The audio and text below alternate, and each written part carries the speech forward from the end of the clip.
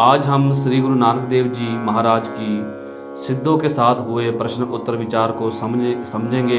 यही चर्चा उस स्थान से आगे बढ़ती है जहाँ तक पहले 27 पौड़ियों की व्याख्या हो चुकी थी। अब आगे जो विचार आता है यह सिद्धों और सदगुरु जी के बीच संवाद का है। सिद्धों ने अपने योग मत के सारे बाहरी चिन्ह सामने रख दिए। उन्होंने बेनती की, हे सदगुरु जी, आप हमारे योग के ये चिन्ह धारण कर लीजिए।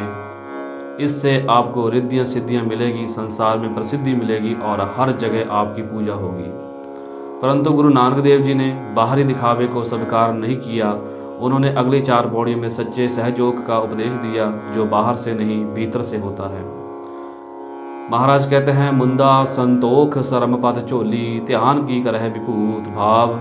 सतगुरु जी फरमाते हैं, हमने कानों में पहनने वाली मुंदरे कुंडल नहीं पहनी बल्कि संतोख को अपनी मुद्रा बनाया है। लोग जो योगी लोग हैं कांच का जो धातु की मुद्रे बना के पहनते हैं, परंतु सच्चे योगी के लिए संतोख ही असली जो आभूषण है। शर्म भाव अर्थात लज्जा और विनम्रता को हमने अपना पात्र बनाया है। पत झोली भाव श्रद्धा और पवित्र आचरण की झोली पहनी है।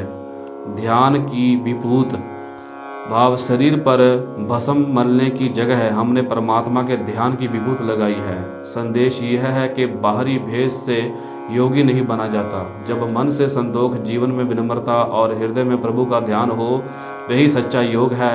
और महाराज आगे बताते हैं, खिंथा काल कुआरी काया जुगद डंडा प्रतीत भाव। खिंथा यानी गोदड़ी। गुरुजी कहते हैं, मृत्यु को हमेशा याद रखना ही हमारी गोदड़ी है। कुआरी काया भाव इस शरीर को विषय विकारों से दूर रखना। जैसे कुंवारी कन्या पवित्र रहती है, वैसे ही शरीर को विकारों से बचाकर रखना। जुगत डंडा प्रतीत, सहयोग का विधि और परमात्मा पर अटूट विश्वास ही हमारा डंडा है।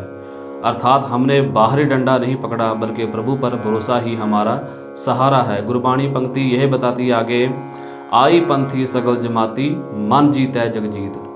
भाव अर्थ सतगुरु जी कहते हैं, हम आई पंथ के हैं जो सभी जमातों से जुड़ा है। जिसने परमात्मा की जोत सब में एक समान देखी, वही सच्चा पंथ है।